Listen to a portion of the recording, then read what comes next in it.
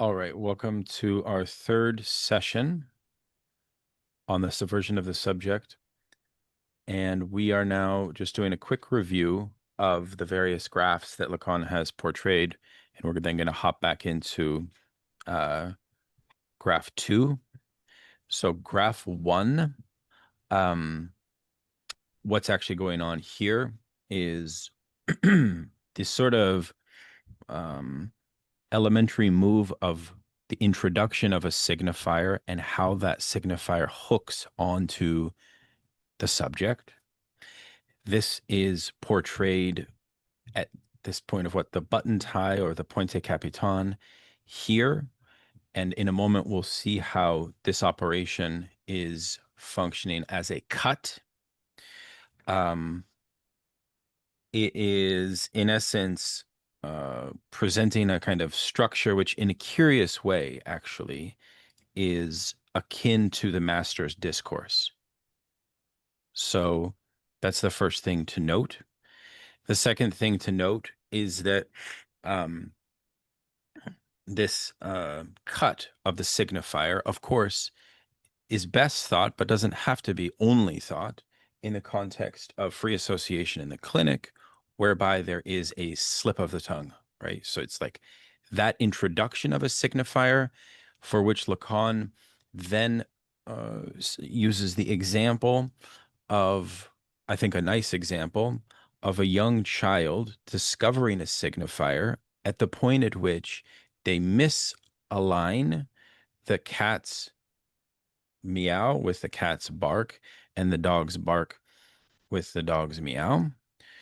The signifier is that unplaceable element which is in between the mistake in the phonemic application, right, itself. And therefore it stands in for an absence that is present in every statement. Every statement will possess a signifier which is not locatable by the subject. And this, Lacan then uses the several phrases, several sentences to show the way that this occurs, where signifiers are, but importantly, the subject does not always evoke the signifier. It is evoked through a slip, a pun, etc., right? And then this division here I thought was actually quite useful, whereby the split subject is on the side of a meaning with S1, and then the leftover remainder on the other side of the gap is the where it was, there I will come into be, this kind of retroactive thing. And that then introduces what we talked about last time as this fundamental split between sort of being and existence. This is like a major philosophical split. And it is also eventually where the question of consciousness will come into play, although we're not quite there yet. That's actually the beginning of graph 2. Andrew had a nice point that I would invite him to articulate at this point between the message and the code. Yeah, So feel free to jump in and superimpose that onto this. could you actually go back to the original Sure. first graph?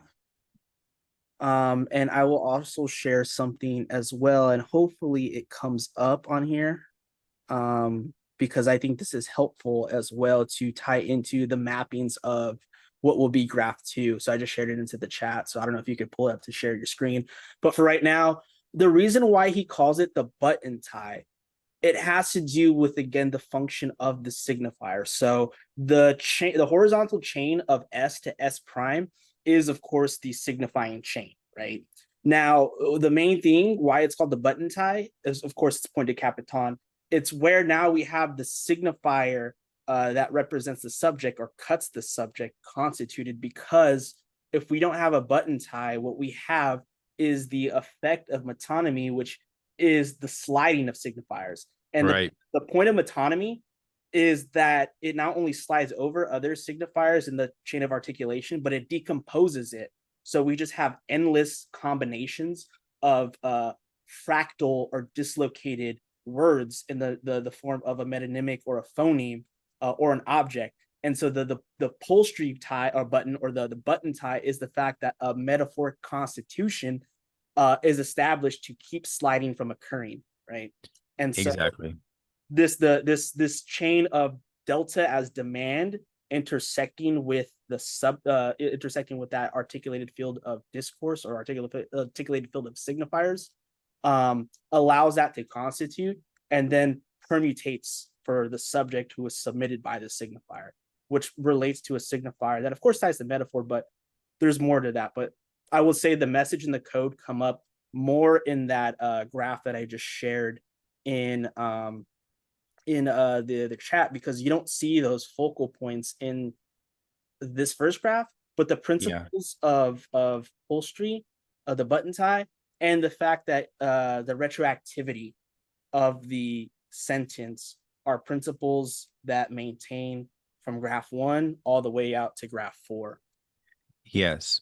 So another way to say that is that in the portrayal of graph 1, you have condensed the master's discourse, in which the subject is determined in meaning, but their being is lost. And so what this whole thing portrays is what Lacan refers to as alienation. It portrays alienation through the primacy of the insertion of a signifier, right? It portrays elementary alienation.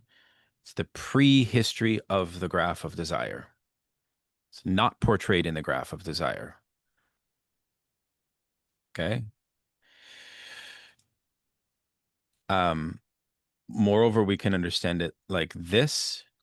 Um, the remainder of the signifier found in every statement inserts a negation, a negative, um, like a kind of well, a missing point of representation that cannot be found.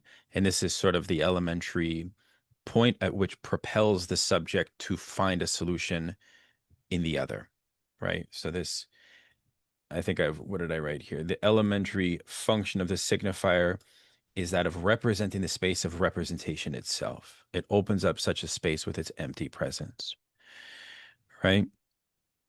And uh, the whole notion of retroactivity, I think, is extremely important, in part because once we get to the graph, this whole notion of retroactivity becomes very frequent and a bit elusive to follow, because you have what Lacan calls short circuits, where literally like you're moving from various nodes, various mathemes to other mathemes, and you're not necessarily finding a point of satisfaction, or you're finding one form of satisfaction and then a less adequate form on the other pole, right?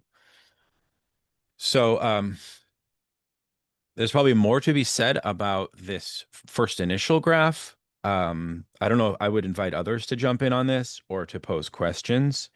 Um, it also uh, is establishing a kind of alienation of need, which is something we didn't really discuss before, in the sense that if being is lost, that has to then be fulfilled.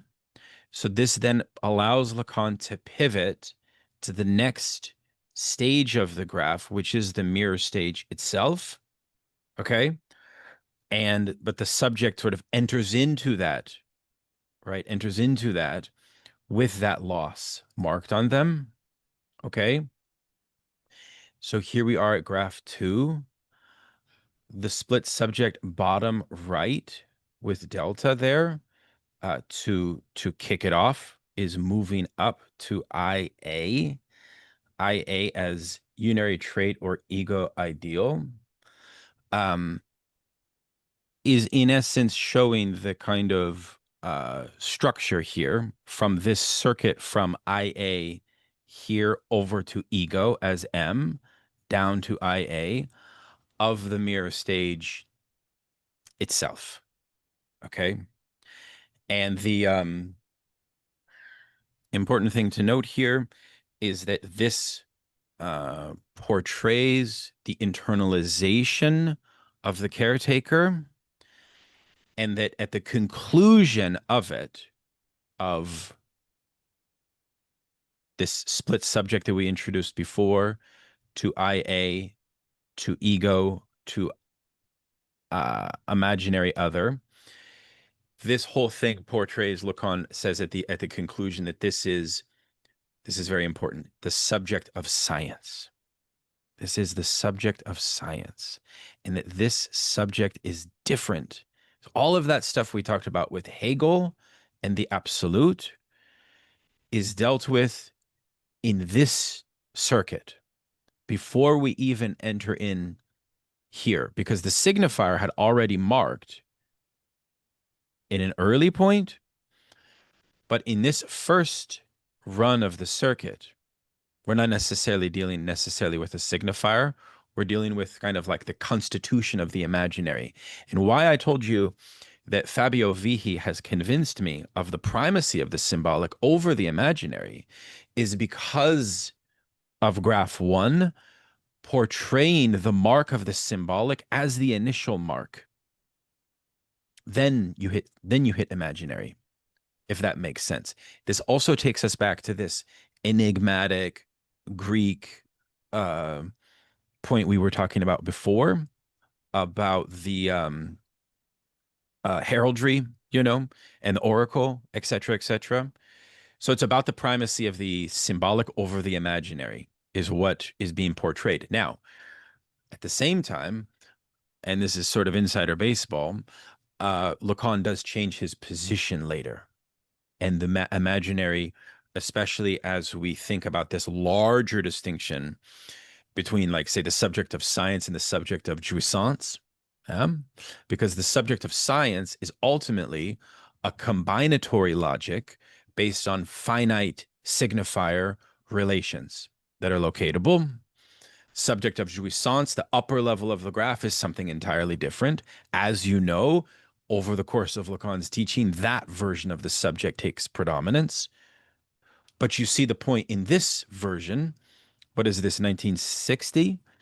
It is the subject of the symbolic that takes a certain primacy. So that was the point I was making in Discord that may have been confusing.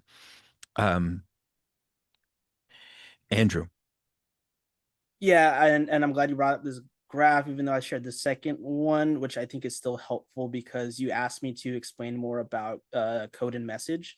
But I think right here Sure. we could really map out how code and message is, because you mentioned the primacy of the symbolic as a cut, as a mark, which is of course aligned with unary trait, and Lorenzo talks about this as well. Yeah. In his recent lectures. But I think right here, how code and message operate in this to constitute the subject of the signifier in this graph is at the level of A. We have the A, which is the big other, but also the battery bank of signifiers. Yeah. The subject that trajects up to that is invested within demand, but also a code that could be indicative of a demand. But in order for it to understand the code, it has to retroactively go back to where the position where S and A are. Yeah. And that's where it receives the message from the code in an inverted form. Now, mind you, in this point, while it's doing that in the symbolic level, the imaginary aspect creates a new trajectory where that delta triangle now comes down to a short circuit, as you labeled. And what's interesting is on the this little vector space located where the IA are, that's where the trajectory of the grammatical I of the statement is. So right here, you obviously have IA, which is ideal ego, but where it actually aligns with M as in ego is also the metonymic object. Right. Also not only going down to unary trait or ego ideal, but also back up to the message. So you can see right here how not only metonymic sliding takes place, but how it could end up creating a pun or a portmanteau like familionaire. So the signifying chain of signifier and voice is I don't like my colleagues in my kitchen, which is Solomon Rothschild, to which Heinrich Heinz character is addressing A, and the arrow going to SA of retroactivity is trying to say familiar, but then the metonymic object of my millionaire goes right up to SA, and you get familionaire there, right? Right. No, that's helpful. This is how you get metonymic sliding and metaphorical process of creation of the signifier constituting the subject at the same time in the imaginary and its symbolic articulation. Very nice. Yeah. I feel like we should just repeat what's happening, and then we'll go to Luis with the initial movement up to small I A, right? So in essence, like I said before, this is a encapsulation of the mirror stage. So it is sort of uh the sort of first touch of the subject's um uh well, positioning within language from the position of the parent's care, and its sentence onto the subject is an ideal one in most cases, in which um, their becoming is based upon um, a kind of fantasy, even though fantasy is not yet fully introduced, or sort of like of omnipotence, right? That they will be all for the mother, that they will be all for the caretaker, that they will fulfill uh, that sort of demand that is put upon them. But then this is then moved into M as ideal ego. So it's like you could think of IA as alter ego and ego as ideal ego. But then the conclusion of that is the ego ideal, in which the subject is sort of molded for the first time in the image of what they will become for the parents.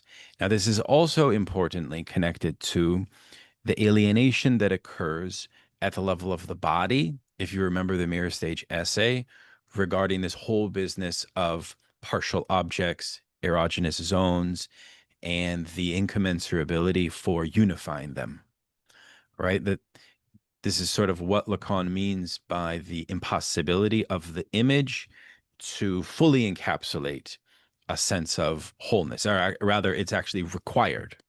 So it's required that an image of wholeness be produced in order to sustain what would otherwise be a kind of fragmented body, right? So that portrays this movement. Luis, would you like to jump in? Oh, and the other point is that um, the conclusion of this first short circuit from split subject IAM down to large I, large A is the unary trait. And so the unary trait, this is important because as we move 2 and then 3 levels up the complete graph, there is actually also a return to the unary trait, but the large A experiences a bar, right? At this point, there's no bar over the large A, which is important about this notion of it being an ideal, right? So the constitution here. Now, I mean, you could actually ask the question, and I think a lot of people would be smart to ask it, which is what happens when this relationship is stunted or when a caretaker does not provide this idealization? And I think that's something we could discuss. But go ahead, Luis. I just want to point out that in the essay, the one we're reading, Lacan is clear that the ego, M, is made out of 2 lines, right? So A and the ideal ego, right? So that is to show, I think, that retroactively, the primacy of the other, right, is essential here, right? Because the ego is made out of these two lines, and we can see that in the schema L too, right, on how they connect each other, Yeah. right?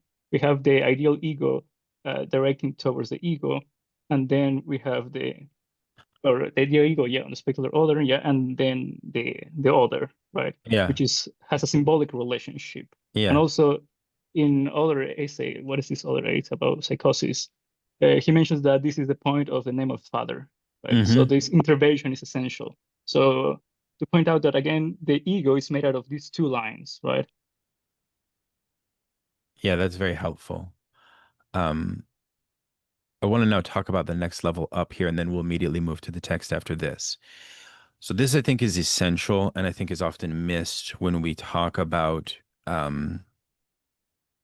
like the whole notion of the other and the sort of what actually is going on from, like we said in the first graph, if it portrays what the kind of constituted subject of need is, that subject is making demands onto the parental other.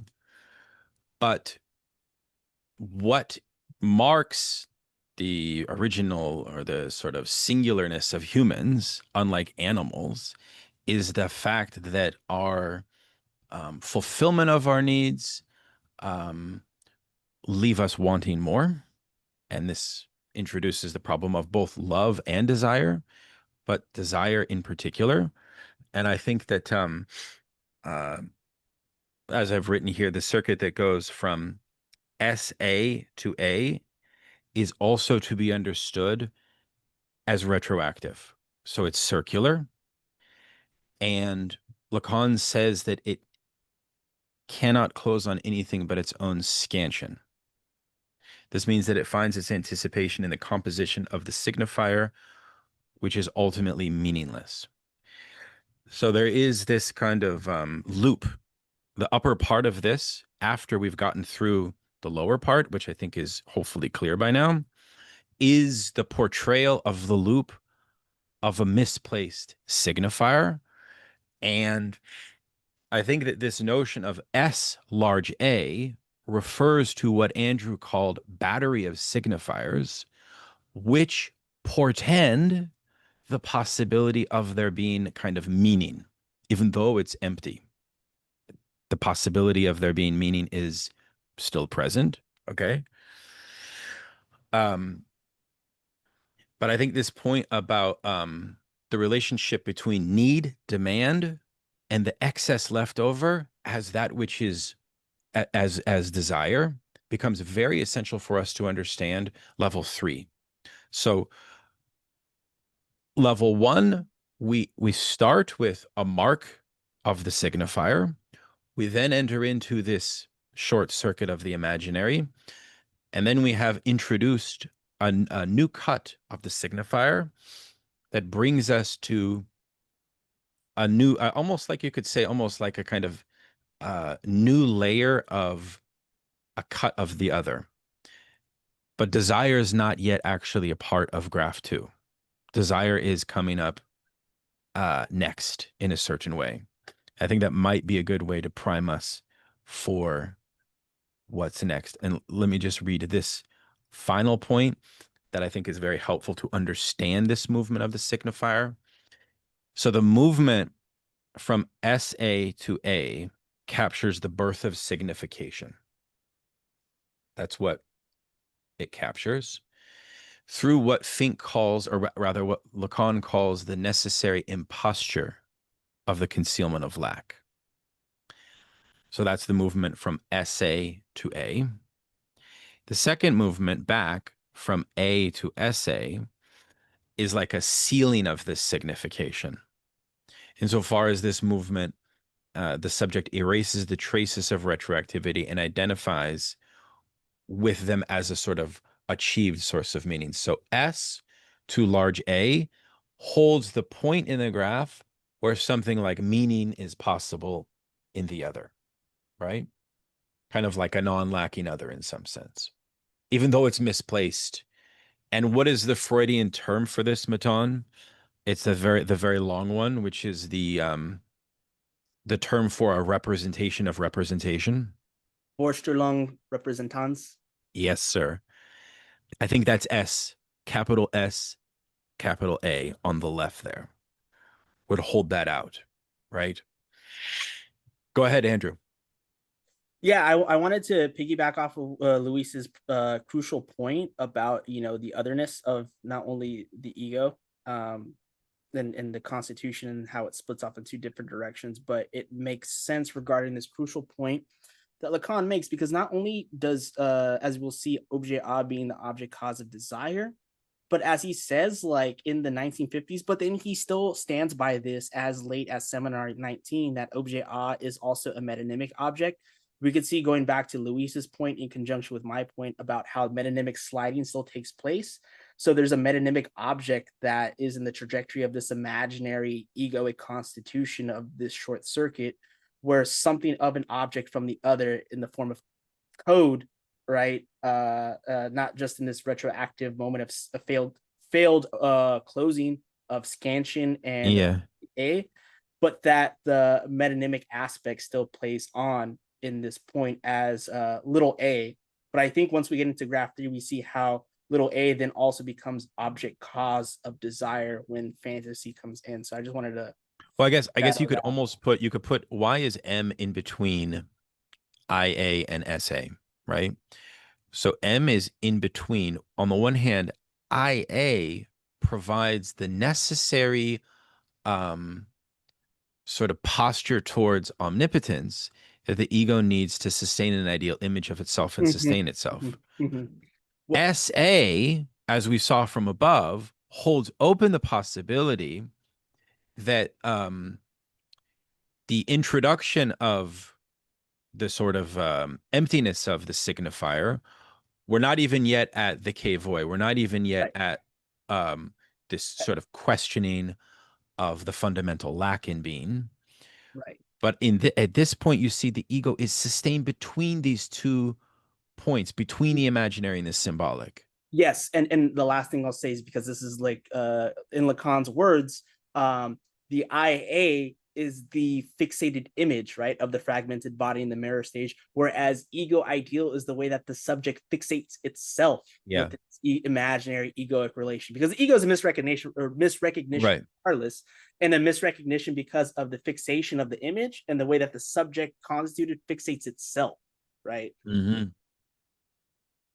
Yeah. So you move, I guess, the movement from the split subject on the right to the IA uh, up to A as battery of signifiers, like voice of the other. Matilda is asking how retroactivity, are you asking how retroactivity works from this second level of A to SA? Is that what you're asking? This movement?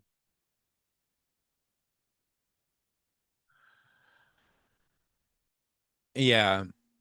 Um, well, You I mean, don't I have think to go as into you don't go have to go ahead. into the general. Maybe this example is very clarifying. So just, I mean, Sorry? I, I was saying, like, in general, I'm a bit confused how it's working in both the first graph and the second one, but maybe the example you're about to talk about will be clarifying.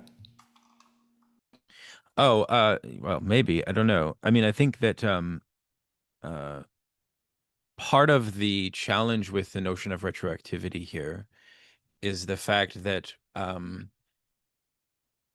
there's both on both poles, Lacan wishes to present a negative and a plus. So on the right with large A, it's plus. On the left, it's negative. And once we get to the upper level of the complete graph, he does the same thing. But on the side of jouissance, it's negative, and on the side of drive, it's a plus. And so there is a sort of uh, there is that, but it's also, I think, um, trying to demonstrate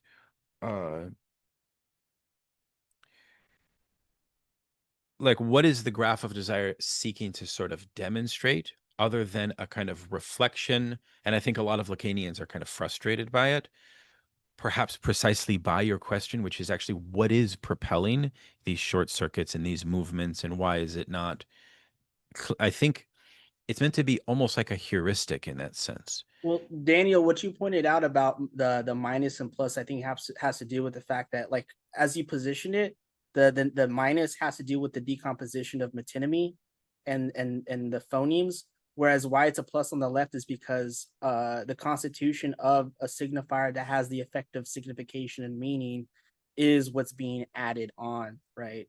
Now, I know you mentioned the other graph, which is a totally different case. Well, I think that's true, Andrew, but I think also the cuts are what produce the retroactivity, right? So Yes. the movement from need to demand to the development of desire is happening at the point of the upper movement over to SA, but that also has a movement that goes up to the question of what does the other want from me in the next movement, which then produces the rudiments of fantasy and the production of the object A.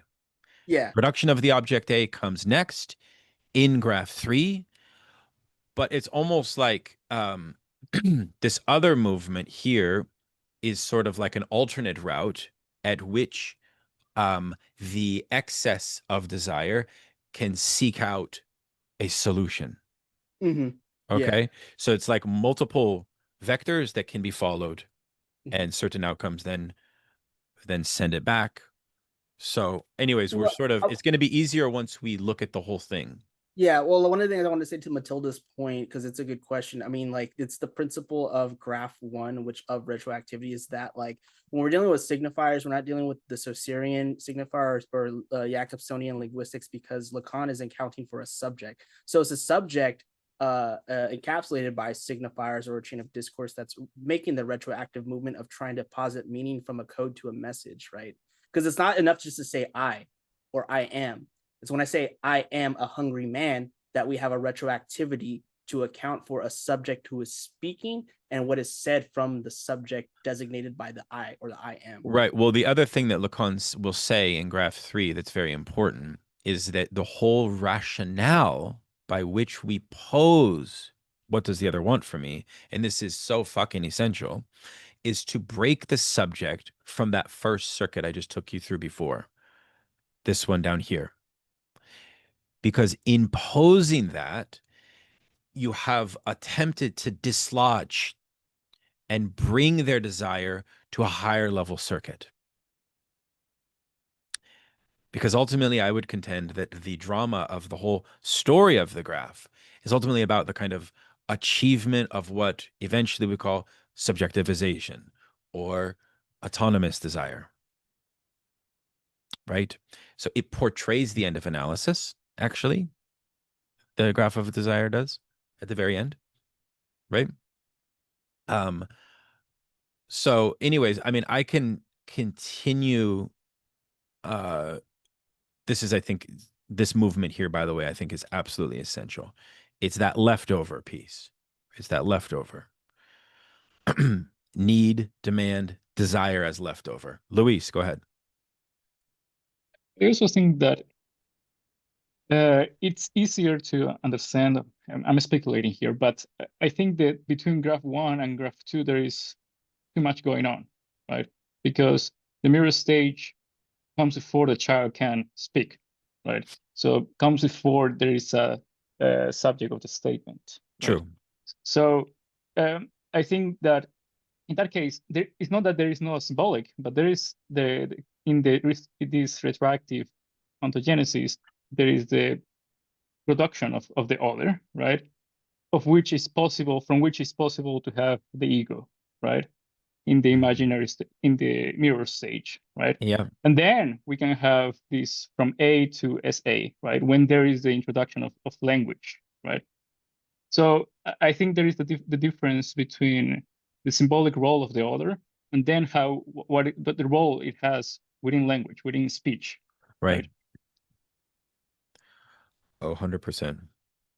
So we're not here. I propose now that we go to the text, if it is okay with everyone, and we can transition to the text, and then we'll come back to these demonstrations. How does that sound, Maton? Yeah, sounds good. I'll get right to it. I think that's a helpful review now that so we are on 684, graph 2. Actually, you know what? We ended on 685, the whole good housekeeping American way of life. So you could actually pick it up at pagination 809, be that as it may.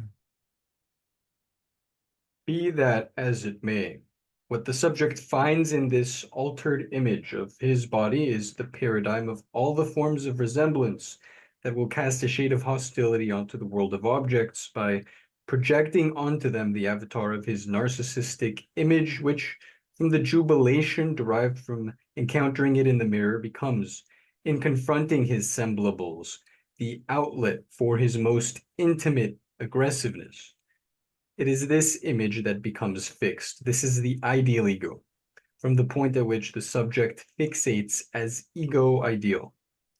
The ego is thus a function of mastery, a game of bearing, and constituted rivalry.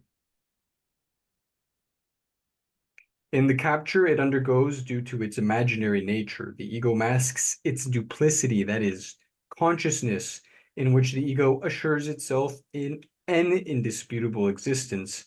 A naivete that is displayed in Fenelon's work is in no way immanent in the ego, but rather transcendent, since consciousness is based on the ego ideal as unary trait.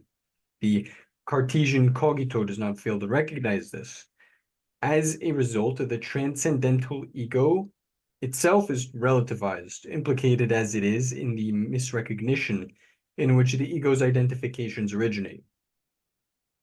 This imaginary process, which goes from the specular image to the constitution of the ego along the path of subjectification by the signifier, is signified in my graph by the I of A to M vector, I am, which is one way, but doubly articulated, first as a short circuit of the barred subject to big I of big A vector, and second as a return route of the big A to big A, S of big A vector. This shows that the ego is only completed by being articulated not as the I of discourse, but as a metonymy of its signification, what Damouet and Pichon take as the filled out person, as opposed to the ethereal person, the latter being no other than the function I designated earlier as that of the shifter. The promotion of consciousness as essential to the subject in the historical aftermath of the Cartesian cogito is indicative, to my mind, of a misleading emphasis on the transparency of the I in action at the expense of the opacity of the signifier that determines it, and the slippage by which Bevushtin serves to cover over the confusion of the Selbst actually reveals, in the phenomenology of mind, that the reason for Hegel's error lies in his rigor. The very movement that shifts the axis of the phenomenon of mind toward the imaginary relation to the other, that is, to the semblable connoted by a lowercase a, brings its effect to light, namely, the aggressiveness that becomes the balance arm of the scales around which the equilibrium of semblable to semblable decomposes in the relationship between master and slave, a relationship that is replete with all the cunning tricks by which reason advances its impersonal reign. Regarding this slavery that inaugurates the roads to freedom, a myth rather than an actual genesis, no doubt, I can point here to what it hides precisely because I have revealed what it hides as no one had before. The struggle that gives rise to this slavery is rightly called a struggle of pure prestige, and what is at stake, life itself, is well suited to echo the danger of the generic prematurity of birth, which Hegel was unaware of, and which I have situated as the dynamic mainspring of specular capture.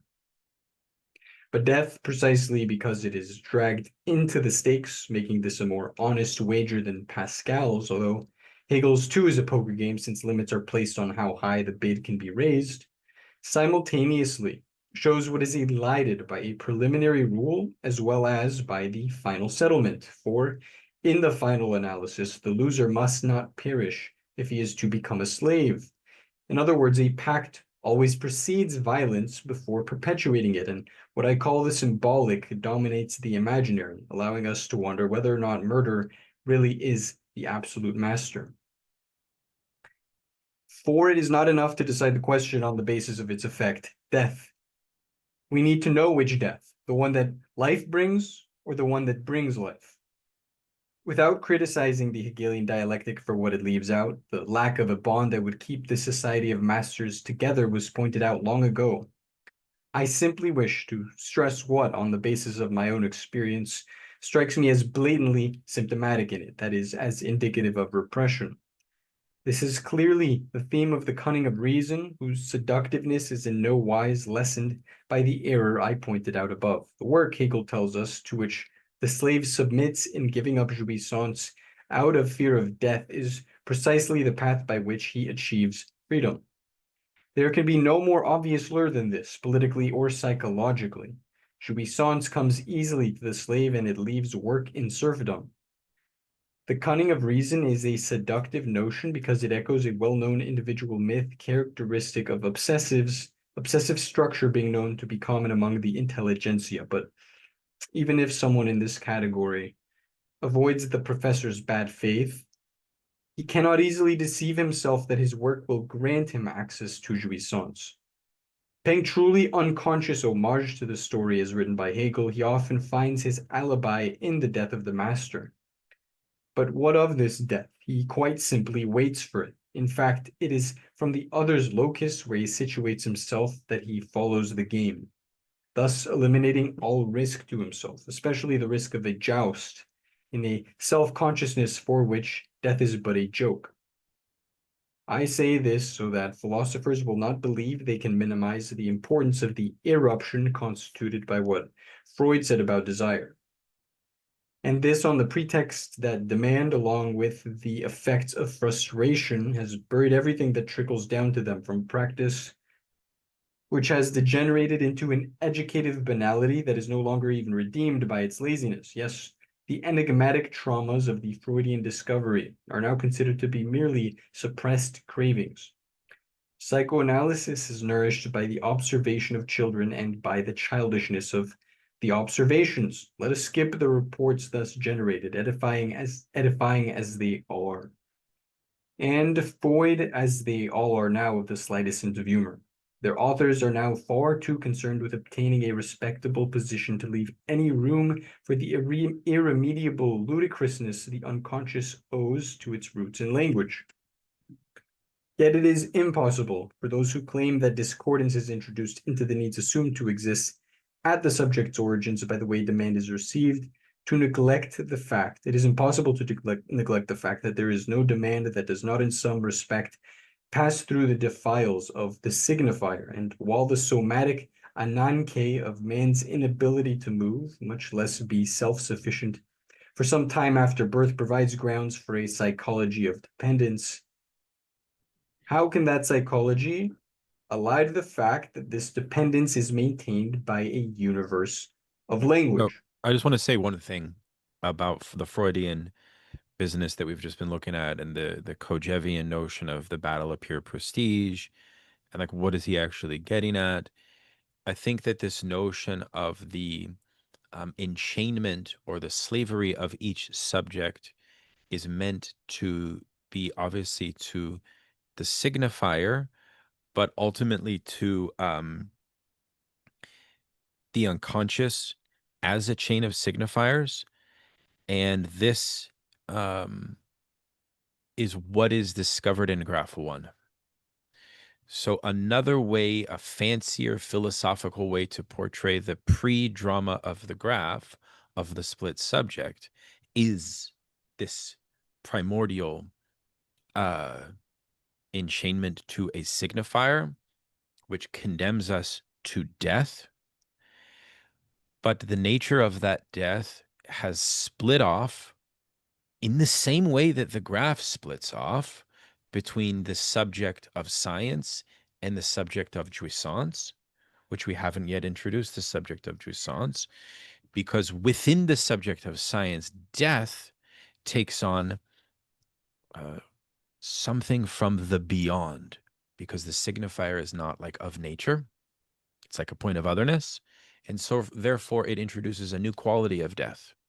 It's not exactly like organic biological death in a certain way. And this is the notion of the between the two deaths, I think, of Antigone as well. So all of that somewhat, I guess, is review. I don't know if there's more to say about the Hegel stuff. Keep in mind, he's giving this lecture to philosophers. So he's probably laying it on them for that reason. Go ahead, Andrew. Yeah, I think you said like what I could fail to say. You said pretty much a lot more beautiful than I could, for lack of better terms, because what I mean is like what you were mentioning about death, and then the way that the subject of science and the subject of the signifier, since they're homologous, Yeah. the signifier is not of nature, so like the concept of death, it just sort of goes beyond that. And what I was speculating on is like maybe that is why Lacan says that there is a more honesty to this Hegelian wager compared to Pascal.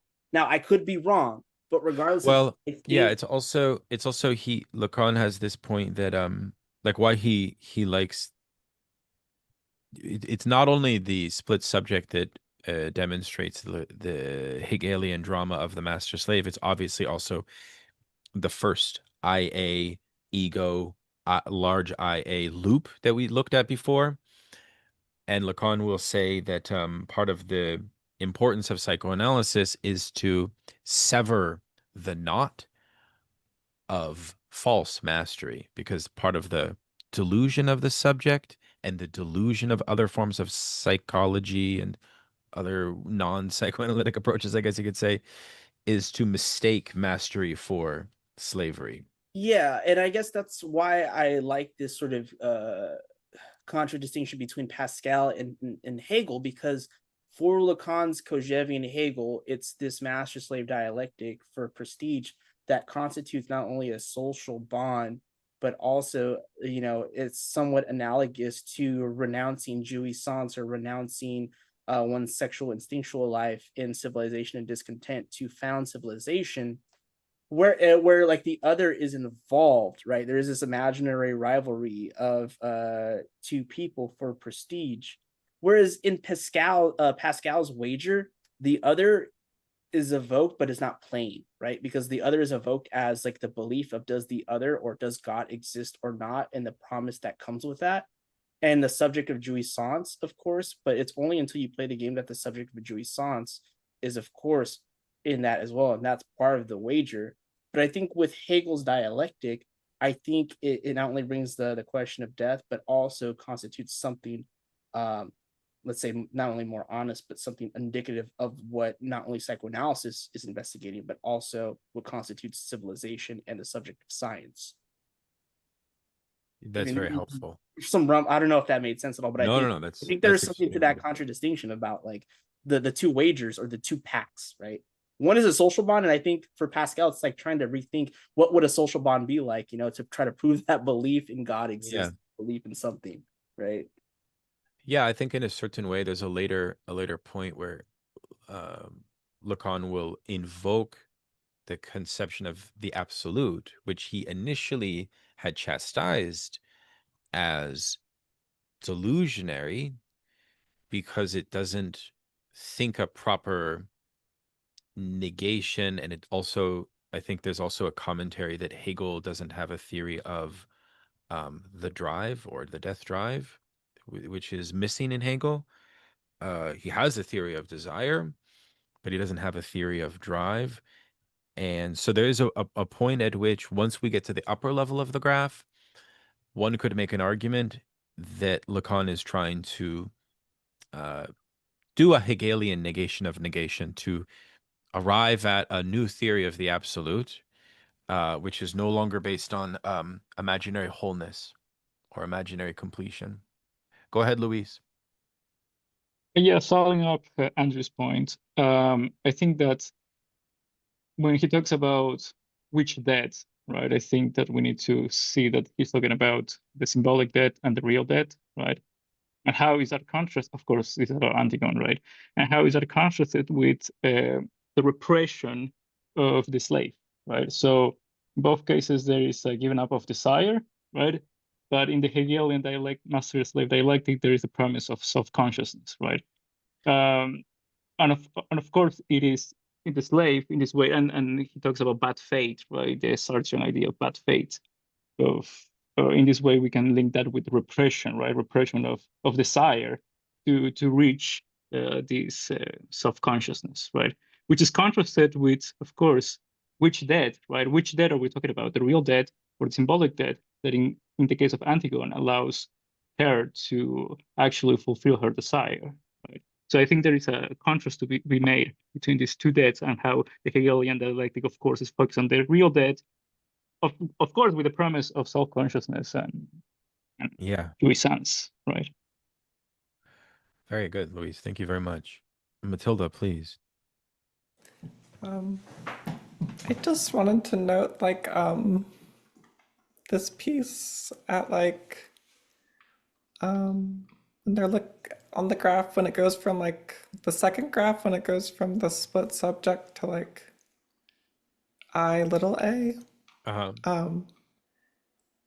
like, I guess, like, in this section, like, at the top of 686, it sounds like there's, like, that the aggression that starts, like, I'm just, somehow finds, like, an equilibrium or something, or, like, this, whatever is related to the master-slave dialectic, seems like, he says the aggressiveness that becomes the balance arm of the scales, around which the equilibrium of symbols to symbol decomposes.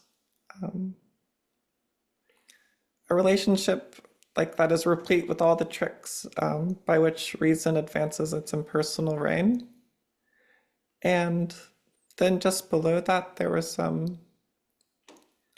few paragraphs below, there's like a couple of comments about Pascal's, about like poker games and stakes, and just evoked the idea of the market to me, and that like a pact always precedes violence. Reminded me of like the capitalist buying labor power like at a fair rate on the market and then going to production and there being violence afterwards. And so I just kind of wanted to draw out like kind of the evocation of the market here, and to me at least. I don't know if it's actually there, but just thought I would note that.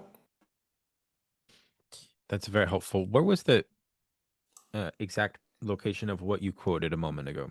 686, the top of the page. Aha, got it. Yeah. Anyway, it, I guess, Oh, also I like, see it now. yeah, yeah, okay. Thank you very much. Yes. I think this question came up about Hegel also having his own wager in Seminar 16. We discussed this, remember? Lacan made a mention of that. And I think that the wager is located within the battle to the death itself, is it not? Is it not based in the master-slave conflict itself? I could be Right. wrong about that. Can I just say, because Go ahead. Matilda brought up a good point about, the IA and why aggressivity, not only a la the master-slave dialectic, but also in the psychoanalytic context of the mirror stage. IA is the fixation of the image, but in Seminar 1, his brilliant optical schema shows that this fixation of the image is impossible.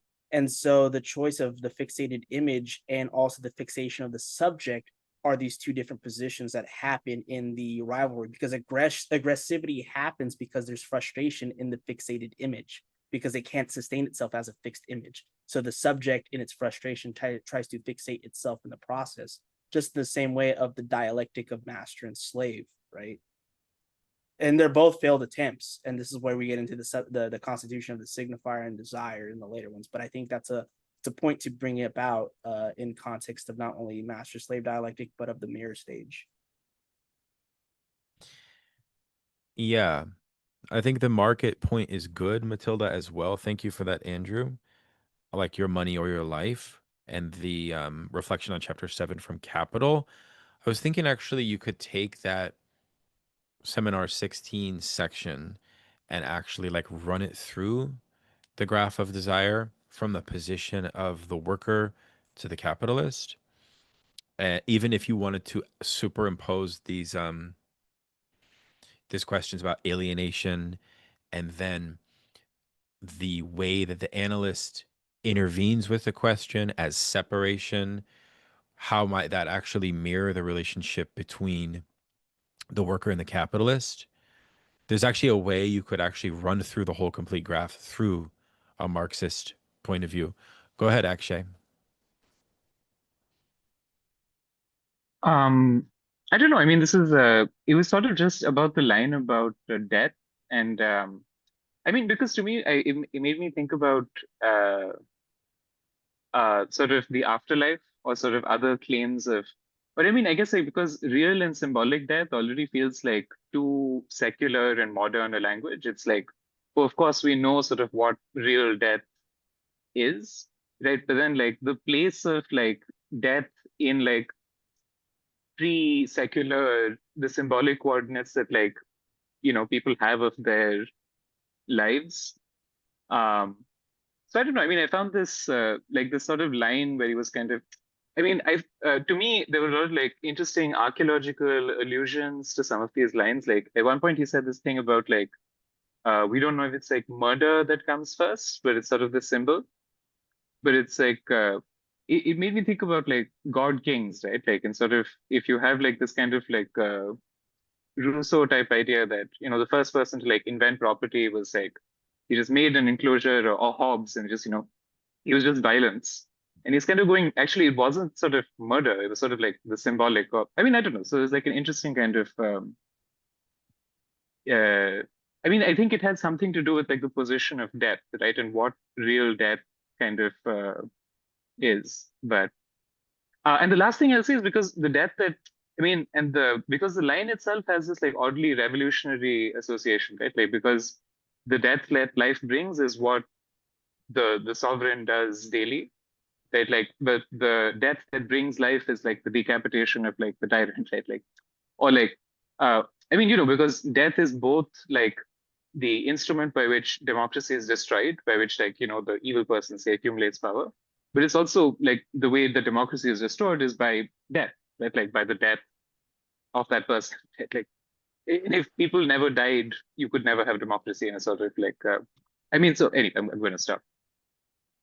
Thank you for that. No, that's very helpful to think this. I think also the constitution of subjectivity beyond like this whole business of the singularity of the subject as driven something towards the real. When I think of like the real, what I think of like is like the form of death which would escape the placement of the naming of the subject, or the form of death which would somehow and ultimately Lacan has a skeptical answer to this, because he even says right here on 686 that he's locating a logic of enslavement that's not been located before, and he says that he's providing a kind of logic for its almost, you could say, like inertia in the subject. But then the question of like, well, what then is the real death would be something that would be on the side of the subject, I would say, after subjectification.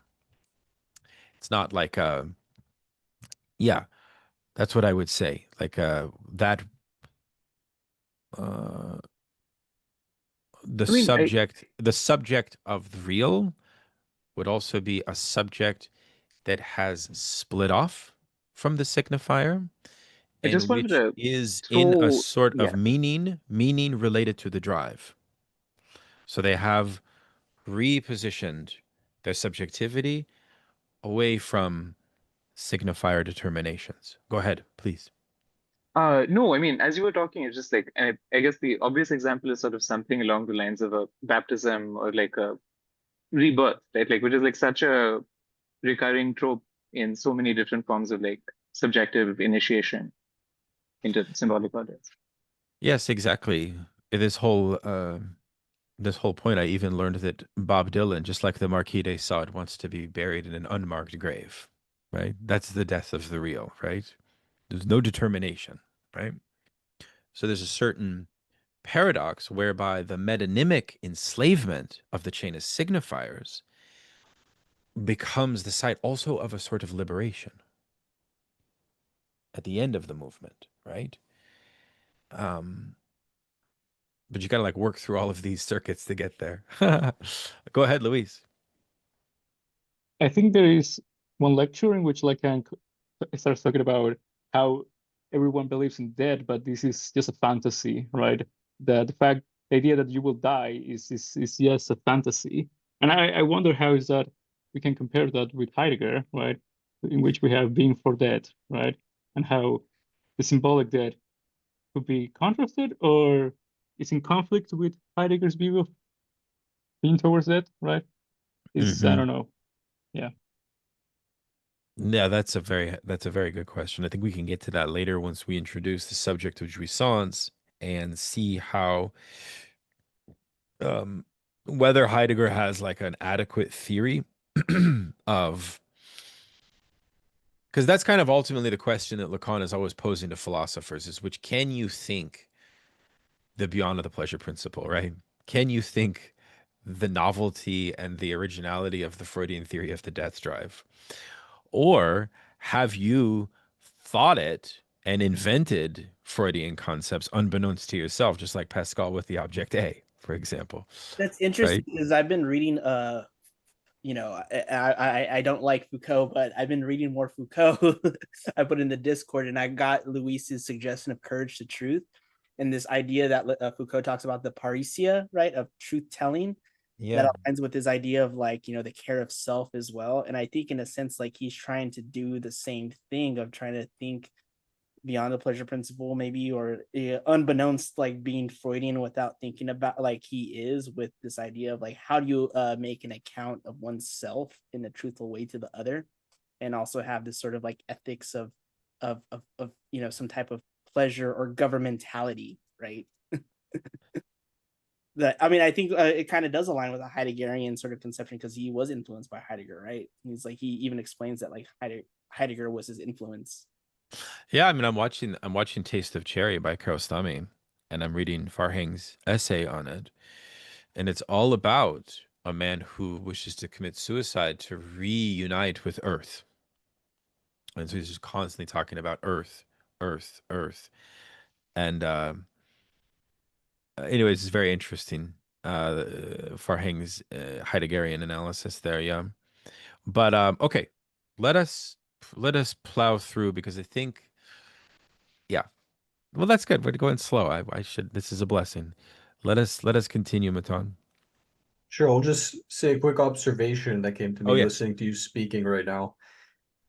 Is the difference between the importance of death between Hegel and Lacan. For Hegel, if we're just sticking to the master-slave dialectic, there's probably more to explore there. But for Hegel, death is the beginning of the analytic demonstration. There's nothing to say in lieu of like that. So we move on to the contestation of wills. Whereas for Lacan, it's all about speech that persists into death. It's only at the point of death, either one, where speech takes place. The first death before we're born, people Yeah. talk about us, they're expecting us. Yeah. And then there's after death, or which is Finnegan's Wake, this whole It's well, very first of all, sexual interesting you say humiliation, that. first of all, in No, in it's Finnegan's Wake, but also the fact that yeah. Finnegan's Wake takes place right after the death of the Finnegan guy. But Yeah, anyways, Lacan will say at some point that, and Vighi points this out very nicely, is that I was the first to discover an enslavement of savoir-faire in the speech of man, which then explains perfectly why Lacanian ethics is an effort for the liberation of speech in a certain way, right? And again, graph one, what is graph one? Graph one, the whole initial saga, is nothing. Psychoanalysis is a discourse without speech, and meaning like non-meaning of speech is our opening. That's our opening to the riddle of our enslavement, right? And that then begins the labor. That begins the labor of psychoanalysis, you could say, right? So, and that I think also explains this whole core notion of retroactivity as well, in a certain way.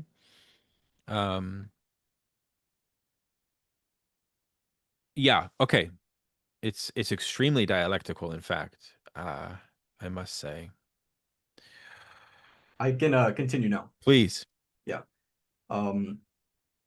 The enigmatic traumas of the Freudian discovery are not considered to be merely suppressed cravings. Psychoanalysis is nourished by the observation of children and by the childishness of the observations.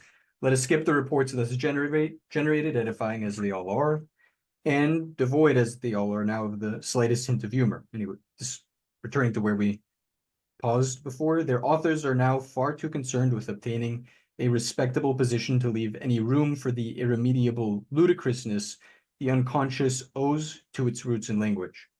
Yet it is impossible for those who claim that discordance is introduced into the needs assumed to exist at the subject's origins by the way demand is received, to neglect the fact that there is no demand that does not in some respect pass through the defile. You know what, I'm sorry, I'm on the wrong page, aren't I?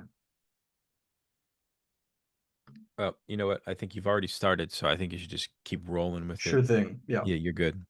And while the somatic ananke of man's inability to move, much less be self-sufficient, thank you, Professor Tutt, for some time after birth provides grounds for a psychology of dependence, how can that psychology ally to the fact that this dependence is maintained by a universe of language? Indeed, needs have been diversified and geared down by and through language to such an extent that their import appears to be of a quite different order, whether we are dealing with the subject or politics. In other words, to such an extent that these needs have passed over into the register of desire, with everything it forces us to face in this new experience of ours. The age-old paradoxes desire is created for moralists, and the mark of the infinite that theologians find in it, not to mention the precariousness of its status, as expressed in its most recent form by Sartre, desire a useless passion. What psychoanalysis shows us about desire and what might be called its most natural function, since the survival of the species depends on it, is not only that it is subjected in its agency, its appropriation, and even its very normality to the accidents of the subject's history, the notion of trauma as contingency, but also that all this requires the assistance of structural elements which, in order to intervene, can do very well without these accidents. The inharmonious, unexpected. Actually, I want to pause there because I was reading some psychoanalysts before, and apparently there's like in America at least, I don't know how this is working. There's a lot of PTSD that's like coming up now that is linked to the 2008 financial crisis or crash. Sorry. Anyway. Latency period. Yeah. Yeah.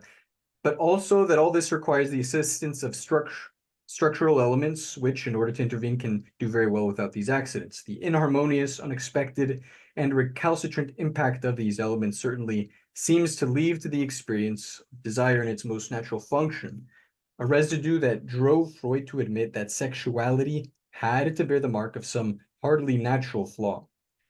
We would be mistaken if we thought that the Freudian Oedipus myth puts an end to theology on the matter. For the myth does not confine itself to working the puppet of sexual rivalry. It would be better to read in it what Freud requires us to contemplate using his coordinates, for they boil down to the question with which he himself began. What is a father? What makes a father a father?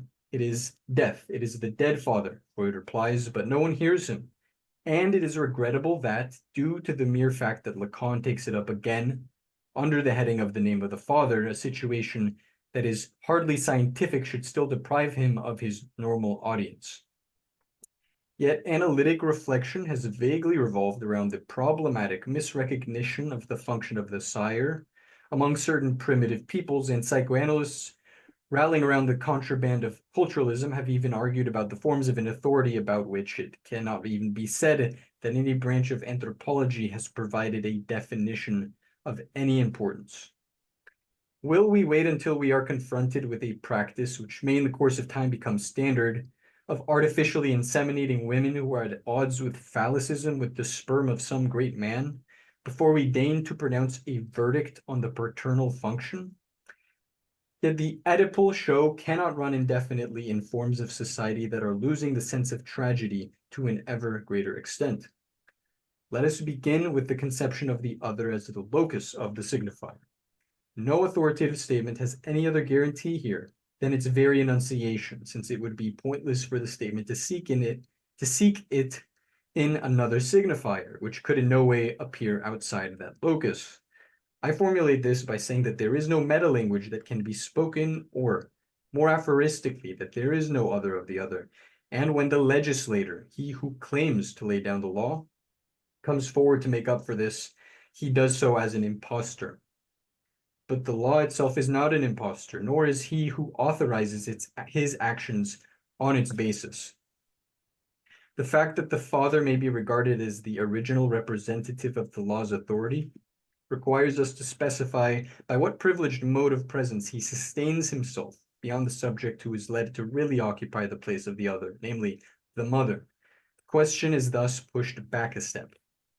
It will seem strange that, in opening up here the incommensurate space all demand implies, since it is a request for love, for the ceaseless satisfaction of that demand, I didn't allow for more making and debating on this point, and that instead I focused it on what closes shy of it, due to the same effect of demand to truly create the place of desire. Indeed, it is quite simply, and I'm going to say in what sense as the other's desire that man's desire takes shape, though at first only retaining a subjective opacity in order to represent need in it. I will now explain in what way this opacity in some sense constitutes the substance of desire. Desire begins to take shape in the margin in which demand rips away from need. This margin being the one that demand, whose appeal can be unconditional only with respect to the other, opens up in the guise of the possible gap need may give rise to here, because it has no universal satisfaction. This is called anxiety. A margin which, as linear as it may be, allows its vertiginous character to appear, provided it is not trampled by the elephantine feet of the other's whimsy. Nevertheless, it is this whimsy that introduces the phantom of omnipotence, not of the subject, but of the other, in which the subject's demand is instated. It's about time this idiotic cliche was once and for all parties put in its place, and with this phantom the necessity that the other be bridled by the law. But I will stop here again in order to return to the status of desire, which presents itself as independent of the law's mediation, because law originates in desire, owing to the fact that by an odd symmetry, desire reverses the unconditionality of the demand for love, in which the subject remains subjected to the other in order to raise it to the power of an absolute condition, in which absolute also implies detachment. Given the advantage won over the anxiety related to need, this detachment is successful right from its humblest mode, that in which it was glimpsed by a certain psychoanalyst in his work with children, which he called the transitional object. In other words, the shred of blanket or beloved shard child's lips or hands never stop touching. This is, frankly, no more than an emblem. Representation's representative in the absolute condition is in its proper place in the unconscious, where it causes desire in accordance with the structure of fantasy I will extract from it. For it is clear here that man's continued nescience of his desire is not so much nescience of what he demands, which may after all be isolated, as in the science of once he desires. This is where my formulation that the unconscious is the discourse about the other, discours de l'autre, fits in which the de should be understood in the sense of the Latin de, objective determination, de alio in orationi, you complete it, tuo res agitur. But we must also add that man's desire is the other's desire, in which le désir de l'homme is le désir de l'autre, in which the de provides what grammarians call a subjective determination, namely that it is qua as other that man desires. This is what provides the true scope of human passion. I see a hand Go up. ahead. Oh, Andrew, go ahead. okay. Are we okay to stop right here though? Because I could wait. Okay. We can stop real quick. Yeah, I think Okay, maybe yeah. others want to. So yeah, the I just want to point out before I make my comment, the lore about the psychoanalyst of the transitional object is Winnicott, for those who don't know. Of course, yeah. Yeah. But one thing that he's building up that I think like would can be illuminated, because we're all familiar with Seminar 16, when he talks about the other as a locus of signifiers. What he just mapped out without having to say it is the problem of the ordered pairs of the S and the A. That not only is there no meta language, there's no universe of discourse, and there's no signifier for the other, right? The other lacks a signifier, and this is exactly this problem of the other qua big A, that is the locus of signifiers, or the battery bank of signifiers. Right. This is what this subject is trying to do. Now, prior to the Oedipal complex or the Oedipus, we have the pre-Oedipal relation of the other as mother, right? And this sort of imaginary phallic relationship, Right. that's emblematic of IA, right?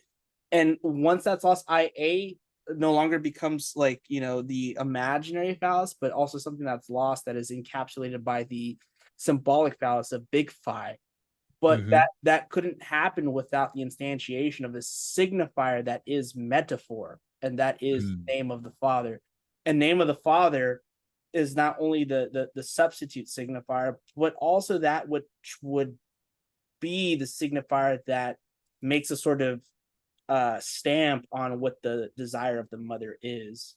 That's what he's like getting at, with not only this moment that brings about, if we're familiar with Seminar 16, the mark of primal repression, which is the inconsistency in the gap in the other and the impossibility of the Russell set, but also the question of what am I for the mother, or what am I for the other, that then constitutes this unconscious choice of going through the castration and process, which is stamped by the name of the Father.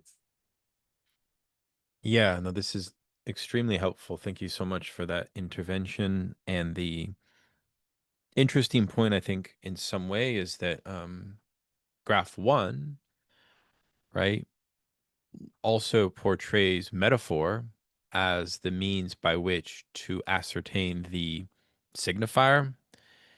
And even though that obviously introduction of the signifier performs this cut, this scansion, it also is like what situates the split subject on the signifying chain at a point that is determinate.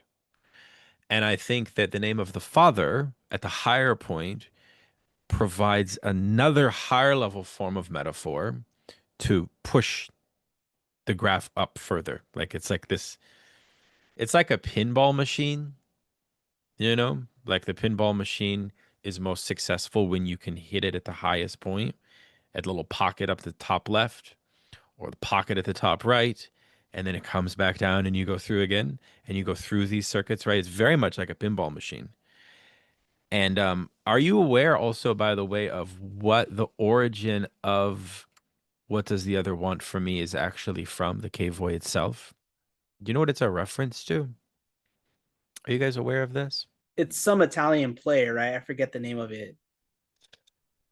Yeah, it's The Devil in Love. 1772 by this like intense monarch ideologue called Jacques Cosette, and his play is sort of about a young man who's seduced by the devil, but the devil appears as a beautiful woman.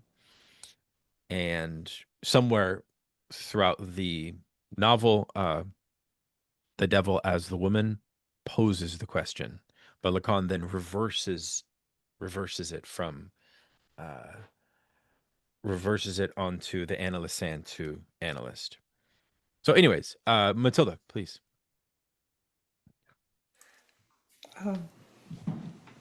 I'm having a few thoughts, and I'm thinking back. I just thought back to like how like truth and knowledge played into this whole argument a long time ago, and how like desire for Hegel somehow like ties together truth and knowledge in the hopes that like truth will become like immanent in knowledge. And so just like a general question is like, what is like desire's relationship with truth and knowledge in Lacan? But what I wanted to comment on that was related to what we just read was that above, when when he goes through the whole like desire begins to take shape in the margin in which demand rips away from need, and then like we get this like omnipotent other, and the other in which the subject's demand is instated. And with this phantom, the necessity that the other be bridled by the law. And I'm just trying to think about, so it sounds like the other in which the subject's demand is instated, like already. And if that's the case, then like, so like the law, how does the law evolve from that? Like, we're kind of experiencing like this inversion in these passages where like we go from like this moment of like love to like law. And right. I just wanted to kind of draw out, like, I just wanted to like, so we have this inversion and we go from the absolute dependence, I believe, to, I'm sorry, so let me just read here. Desire reverses the unconditionality of the demand for love, in which the subject remains subjected to the other, in order to raise it to the power of an absolute condition. In order to raise it, what is it there? And like this absolute condition later becomes like related to the representation's representative in the absolute condition is in its proper place in the unconscious, where it causes desire in accordance with the structure of fantasy, which I'll extract from it. So is this absolute, what evolves into the absolute condition or something, and the relation of that absolute condition to law, is that, I mean, that sounds like a paternal function of some sort, and is that the signifier of the barred other in the top left of the completed graph? Because when he says that, it's like that this representation's representative in its absolute condition is in its proper place in the unconscious. I'm wondering if that like is that signifier in the top left of the graph that we haven't got to yet. And all of this seems to be like talking about castration, but not saying it either. Castration comes in at a later point. But I mean, I think, remember that he calls the cunning of reason, and he links that to the knowledge of antiquity. In our first or second session, we talked about that. And he says that's the work of the knowledge of desire. But then I think truth is found in the way that the subject, that the other subsumes the field of signifiers. And there is, in essence, sort of two ways in which this functions. One as barred and the other as unbarred, right? And I think that the question about truth, I would actually probably want to wait to address the question of truth until we get to the final complete graph of desire, where we can see its movement a little bit more clearly. I think at this stage, what we should be focusing on is the constitution of the fantasy in the object A. It's about the production now of the object A, right? Out of this movement, this new cut. Like, it's a very significant point here. The K void is significant because it's a cut just like the first cut on the first graph, but at like a higher level of the dialectic of desire.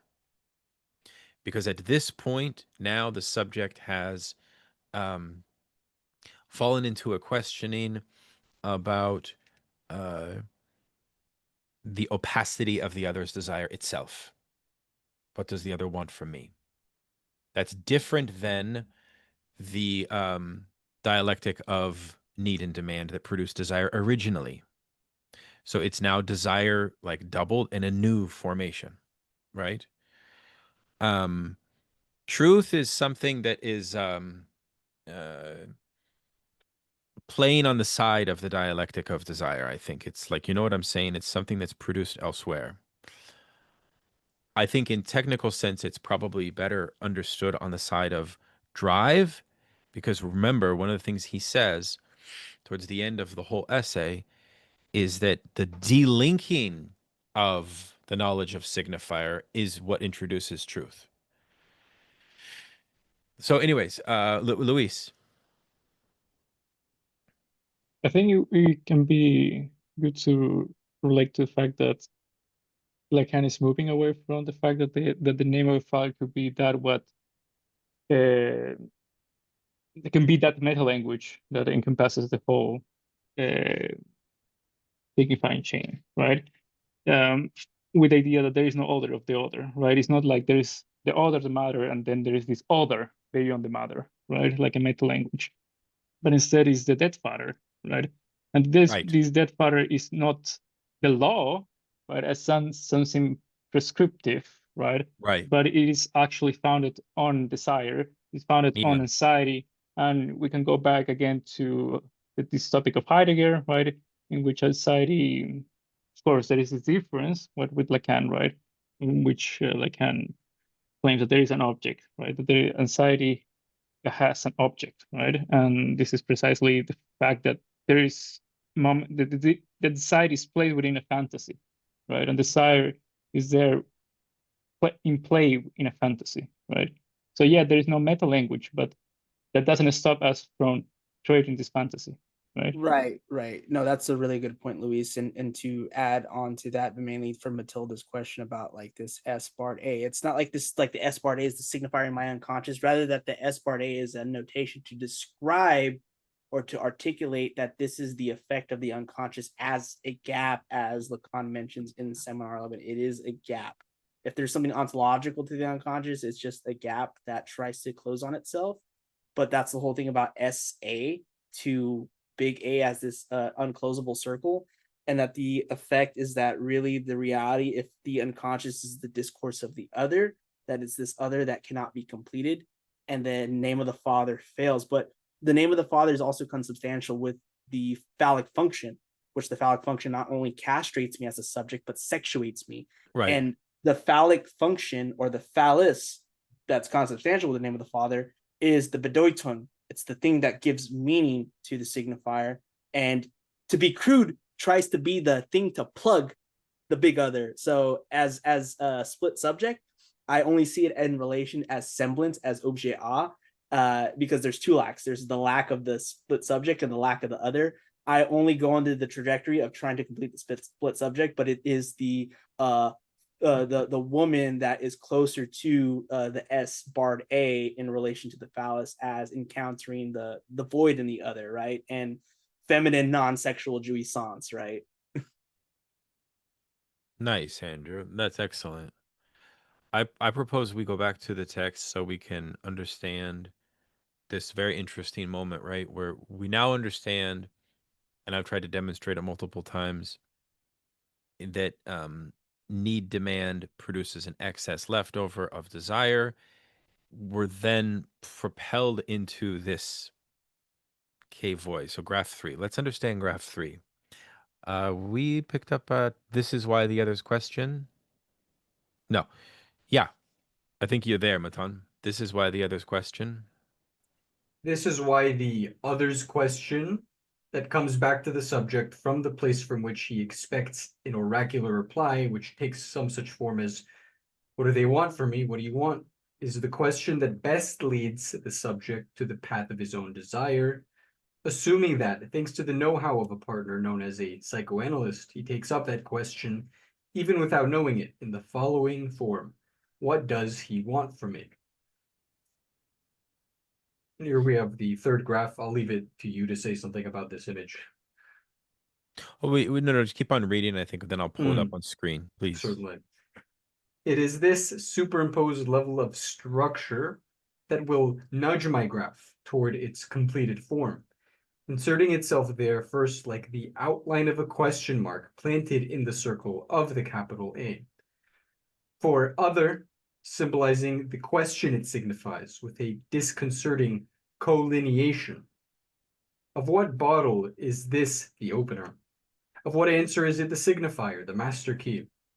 It should be noted that a clue may be found in the clear alienation that leaves it up to the subject to butt up against the question of his essence, in that he may not misrecognize that what he desires presents itself to him as what he does not want, a form assumed by negation in which misrecognition is inserted in a very odd way, the misrecognition of which he himself is unaware, by which he transfers the permanence of his desire to an ego that is nevertheless obviously intermittent, and inversely protects himself from his desire by attributing it to it these very intermittencies.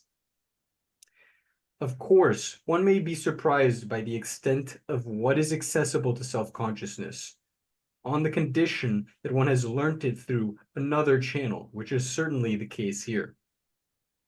For if we are to rediscover the pertinence of all this, a sufficiently sophisticated study that can only be situated in the context of analytic experience must enable us to complete the structure of fantasy by essentially linking here, regardless of its occasional elisions, the moment of a fading or eclipse of the subject, which is closely tied to the Spaltung or splitting he undergoes due to his subordination to the signifier, to the condition of an object, whose privilege I have done no more than touch on above in reference to diachrony.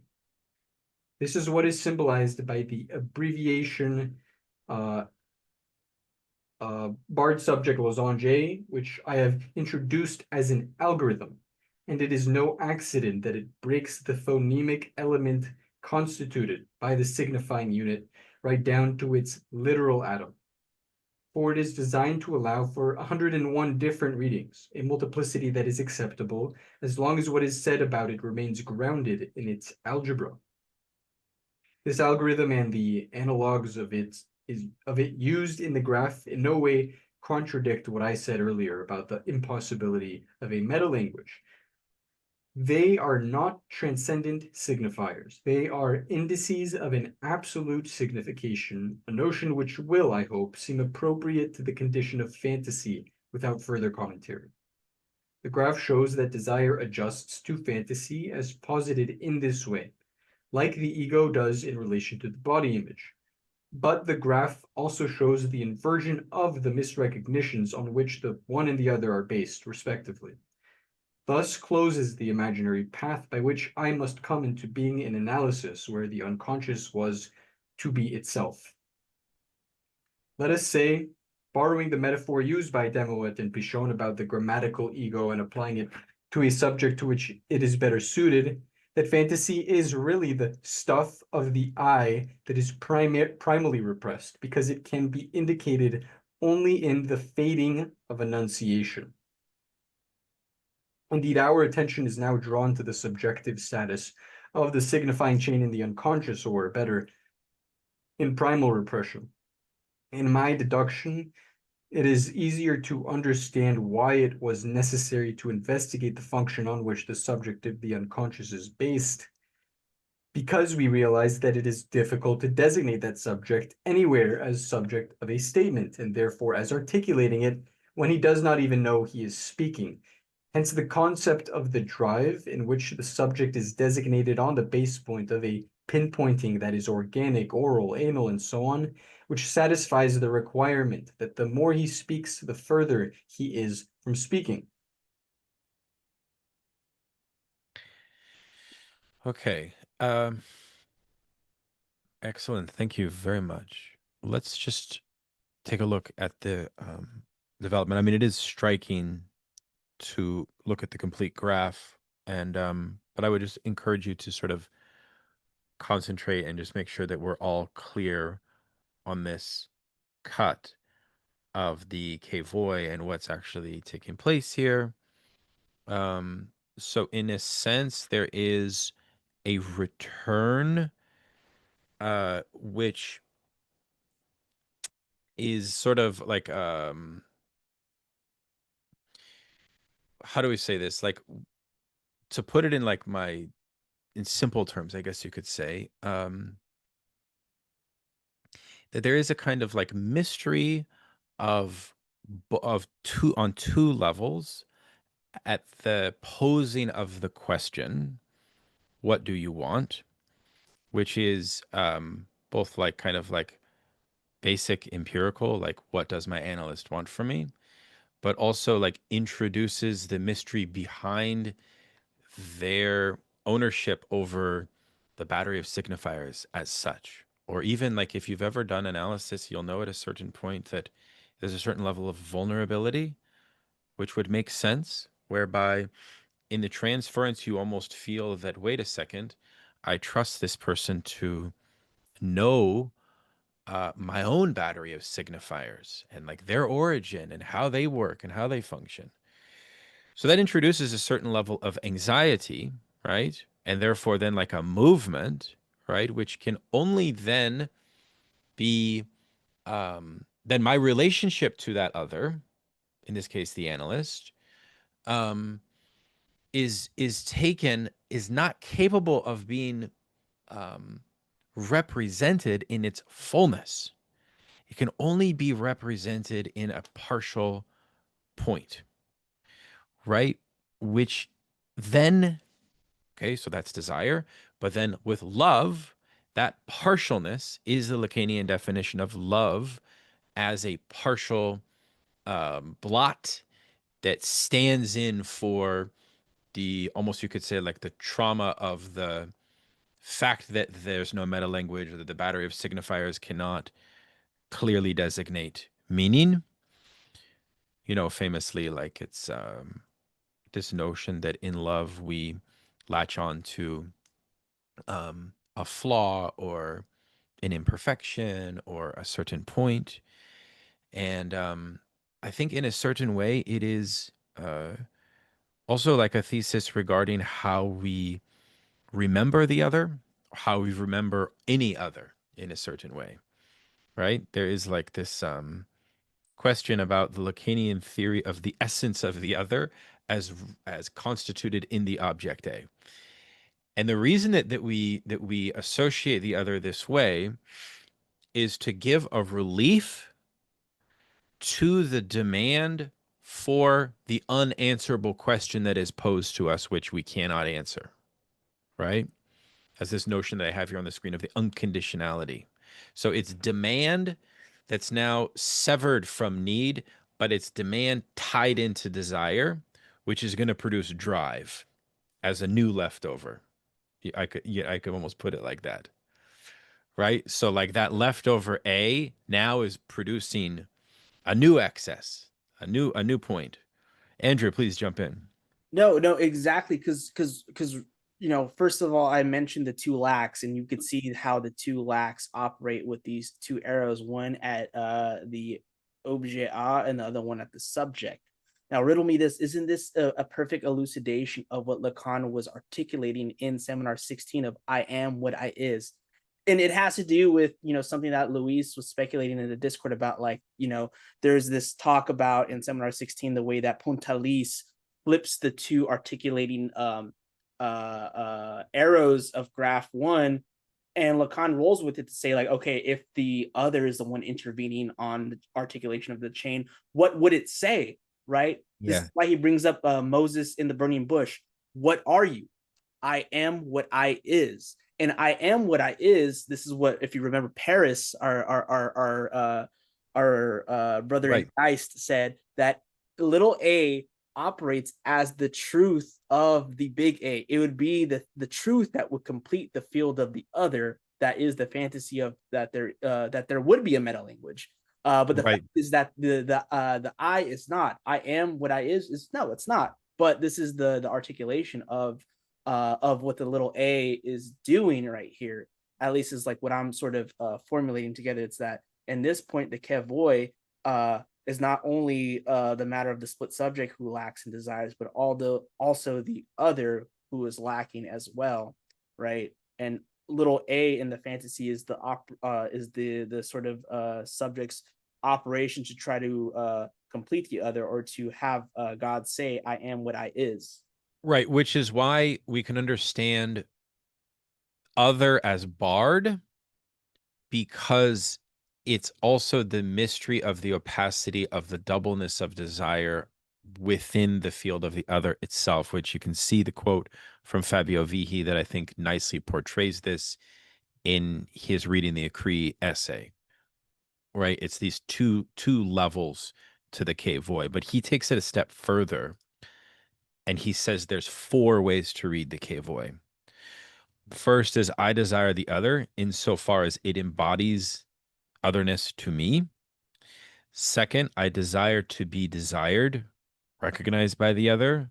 Third, I desire what the other desires, which is what I just hinted at before, and that would be like the barring of it. And then fourth, I desire the very fascinating, disturbing desirousness, jouissance, that I detect in the other, right? So there's also a way in which we can take, by the way, that point that Matilda mentioned of the S A and then the S barred A, and we can derive various examples that Lacan will cite from them. But Akshay, please. It's not like, I don't know, but it's sort of, I was reading a bit of Seminar 9, which is also talking about the fading of the subject and sort of like,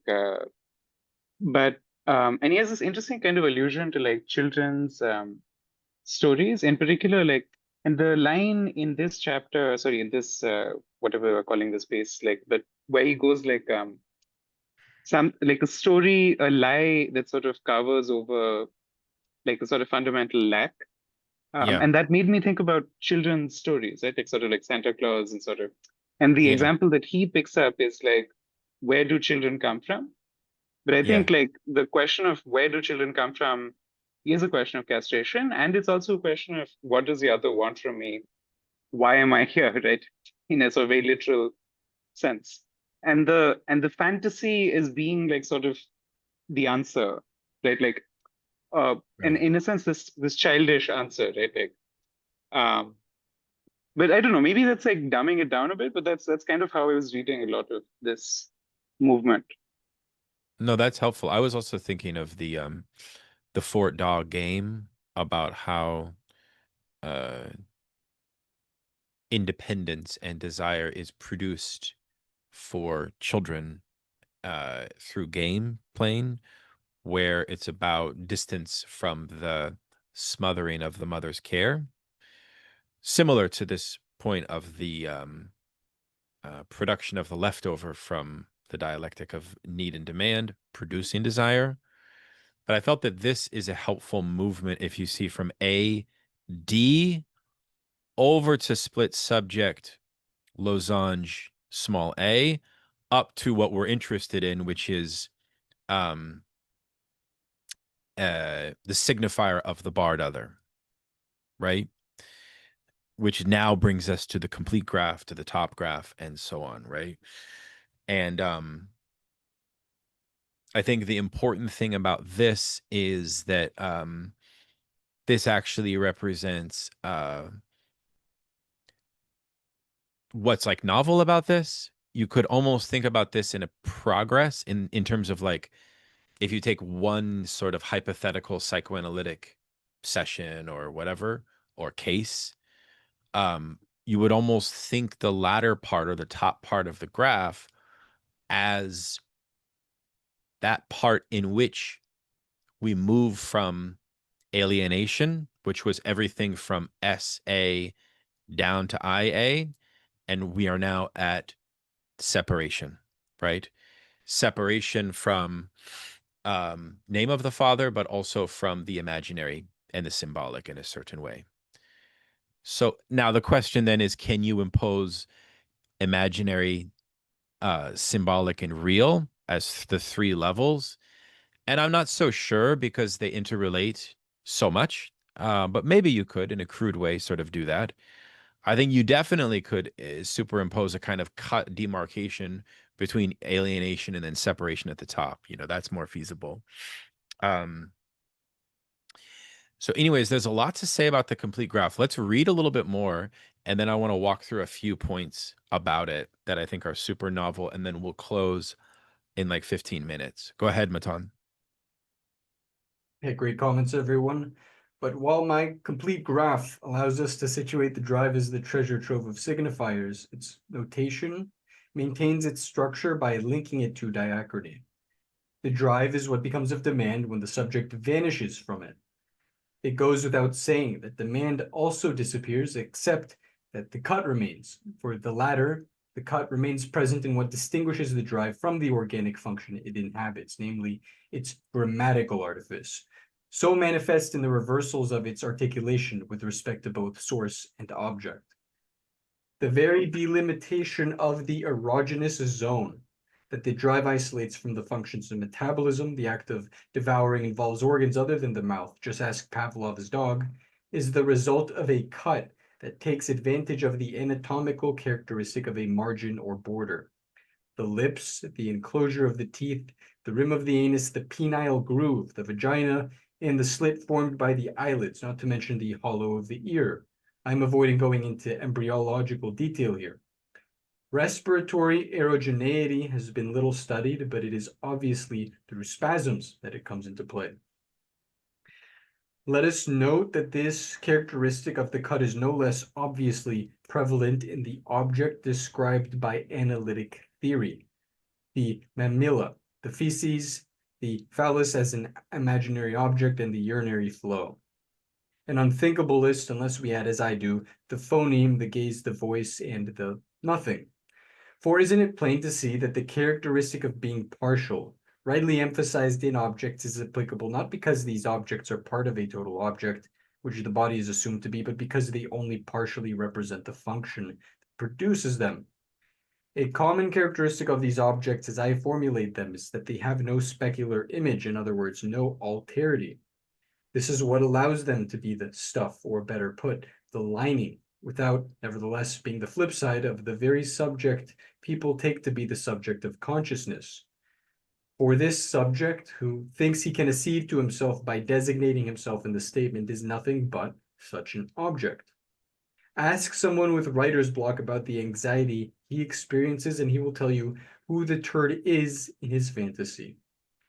It is to this object that cannot be grasped in the mirror that the specular image lends its clothes. A substance caught in the net of shadow, and which, robbed of its shadow-swelling volume, holds out once again the tired lure of the shadow as if it were substance. What the graph now offers us is situated at the point at which every signifying chain takes pride in closing its signification. If we are to expect such an effect from the unconscious enunciation, it is here in big S of barred big A, and read as signifier of a lack in the other, a lack inherent in the other's very function as the treasure trove of signifiers. Mm. In other words, Which was not a problem before. It now has become a problem.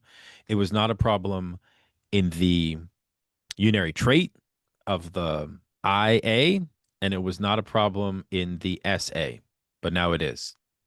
Go on. and this is so insofar as the other is called upon, what do you want? To answer for the value of this treasure, that is, to answer for its place in the lower chain, certainly, but with the signifiers constitutive of the upper chain. In other words, in terms of the drive, the lack at stake is one I have already formulated, that there is no other of the other. But is this characteristic of truth's faithlessness really the last word worth giving in answer to the question, what does the other want from me? When we analysts are its mouthpiece? Surely not. And precisely because there is nothing doctrinal about our role, we need not answer for any ultimate truth, and certainly not for or against any particular religion. It is already significant that I had to situate here Ines of Bardet, the dead father in the Freudian myth. But a myth is nothing if it props up no rights, and no psychoanalysis is, and psychoanalysis is not the Oedipal right, a point to be expanded on later. Which he does in Seminar 17. Yeah, so the analyst is not a sphinx. No doubt a corpse is a signifier, but Moses' tomb is as empty for Freud as Christ's was for Hegel. Abraham revealed his mystery to neither of them. For my part, I will begin with what the abbreviation S. Bardet articulates, being first of all a signifier. My definition of the signifier, there is no other, is as follows. A signifier is what represents the subject to another signifier. This latter, the other signifier, is therefore the signifier to which all the other signifiers represent the subject, which means that if this signifier is missing, all the other signifiers represent nothing, for something is only represented too. Now, insofar as the battery of signifiers it is complete, and this signifier can only be a line that is drawn from its circle without being able to be counted in it.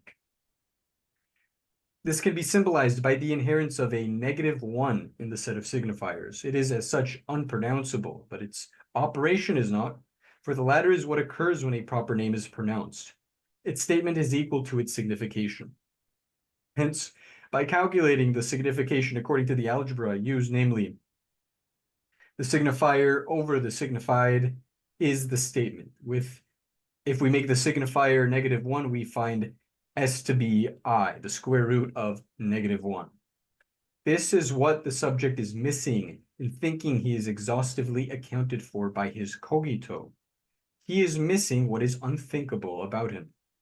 But where does this being, who appears in some way missing from the sea of proper names, come from? We cannot ask this question of the subject as I. He is missing everything he needs in order to know the answer, since if this subject I was dead, Mojeta mort, he would not know it, as I said earlier. Thus, he does not know I'm alive. How, therefore, will I prove it to myself? For I can, at most, prove to the other that he exists, not, of course, with the proofs of the existence of God with which the centuries have killed him, but by loving him, a solution introduced by the Christian kerygma. It is, in any case, too precarious a solution for us to even think of using it to circumvent our problem, namely, what am I? I am in the place from which the universe is a flaw, in the purity of non-being is vociferated. And not without reason, for by protecting itself, this place makes being itself languish. This place is called jouissance, and it is jouissance whose absence would render the universe vain. Am I responsible for it then? Oh, yes, of course. Is this jouissance, the lack of which makes the big other inconsistent? Mine then? Experience proves that it is usually forbidden me, not only as certain fools would have it due to bad societal arrangements, but I would say because the other is to blame. If he was to exist, that is. But since he doesn't exist, all that's left for me is to place the blame on I. That is, to believe in what experience leads us all to. Freud at the head of the list. Original sin. For even if we did not have Freud's express and sorrowful avowal, the fact remains that the myth we owe to him, the most recent in history, is of no more use than the myth of the forbidden fruit, except for the fact, and this is not one of its assets as a myth, that, being more succinct, it is considerably less stultifying. But what is not a myth, although Freud formulated it just as early on as he formulated the Oedipus myth, is the castration complex. Mm-hmm. In the castration complex, we find the mainspring of the very subversion I am trying to articulate here by means of its dialectic. For this complex, which was unknown as such until Freud introduced it into the formation of desire, this complex can no longer be ignored in any reflection on the subject. In psychoanalysis, it seems that rather than attempting to carry its articulation further, people have deliberately avoided providing any explanation of it, which is why this great Samson-like body has been reduced to providing grist for the mill of the Philistines of general psychology. Certainly, there's a bone os here. Os, is that what, Latin for death or something? Maybe. Yeah. Since it is precisely what I am claiming, namely what structures the subject.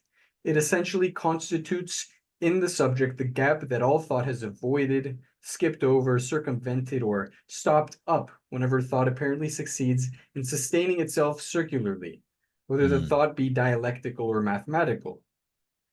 This is why I am given to guiding my students to the places where logic is disconcerted by the disjunction that breaks through from the imaginary to the symbolic.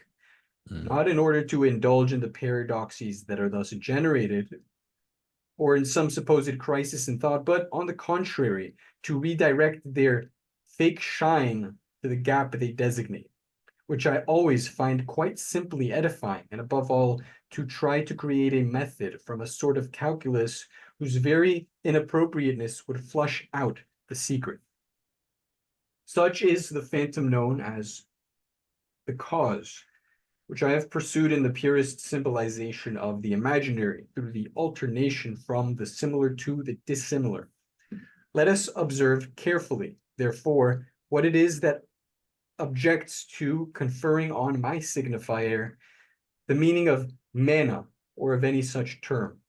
It is the fact that we cannot be satisfied to explain it on the basis of the poverty of the social fact, even if the latter were traced back to some supposedly total fact. Claude Levi-Strauss, commenting on Mauss's work, no doubt wished to see in mana the effect of a zero symbol, but it seems that what we are dealing with in our case is rather the signifier of the lack of this zero symbol. This is why, at the risk of incurring a certain amount of opprobrium, I have indicated how far I have gone in distorting mathematical algorithms in my own use of them.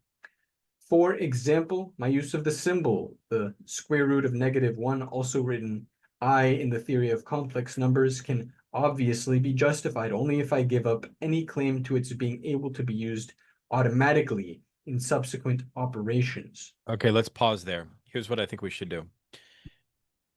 The conversation about the upper, well, let's say about the complete graph merits a pause. We've already gone through a lot. Let's stop and let's meet next week, and we will go through the complete graph once again, give comrades a chance to ask questions, to pose their own interpretations. I can continue my presentation, but it'll be too rushed because there's a lot that I want to get through. So let's just stop here at 696 and pick it up on Thursday. That's what I propose. Otherwise, it's a great session, and I fucking love this essay, man. It's so essential. Yeah, I just wanted to add at that part of the definition of the signifier. This is I mean, he's not critiquing, but if Millerians were to read this, or Lacanians that dogmatically, uncritically read suture, this Yeah. this is contradistinct. This is a contradiction from the definition of suture, right? How Because so? for Miller, he takes not only the signifier but also the point of the subject as a 0 point. But Lacan is saying that Oh yeah. the Yeah, yeah. signifier that's missing doesn't mean that the subject is 0, but the subject has to substitute for jouissance as you could say a less than nothing, as he posits in 16. Because he agrees with him in that essay in his presentation on seminar 14, but really he doesn't agree, and his theory contradicts the suture method. And I think who gets closer to this is Milner. So rather than being Millerian, I'm Milnerian with That's a good point. point of the signifier, right? When he talks about the sophist and being and non-being, this mixture. Yeah, yeah. Right. Yeah, yeah. I just wanted to point that out, that this right here is very much a contradiction from the Millerian thesis of the 0 point and the suturing of the signifier. It's like the suturing of the signifier is not possible at all in the logic of the signifier for Lacan. Mm. That's my hot take. That's a very hot take. I'm Yeah. excited to elaborate on that further. I would love to elaborate. Thanks, baby. Cool. All right, comrades, this has been so good. Thank you guys so much for your insights and patience and time and concentration. And if you would like, I'm happy to post the essays I mentioned in the Discord. The because I do think Fabio Vighi's is very long, but it's extremely helpful. Especially once we get to this latter part of the square root of pi minus 1, all of these things that get a little bit convoluted. Not to mention that the subject of the barred other is signifier. The barred other is like stands in for so much stuff. There's so much going on with that. So anyways, all the best until Thursday.